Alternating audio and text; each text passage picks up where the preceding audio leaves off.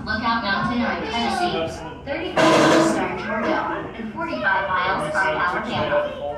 For many years, one of the local artists had a arts and crafts show each fall at a place way in the back of the mountain, which she named Plum Nelly's, because it was Plum out of Tennessee and Nelly out of Georgia.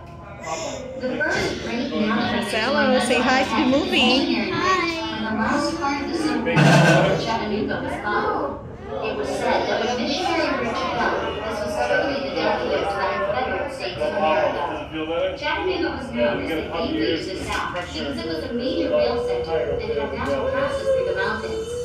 Chattanooga became the staging point of the famous Battle of Atlanta, immortalized in the movie Gone with the Wind. During the Civil War, the hardest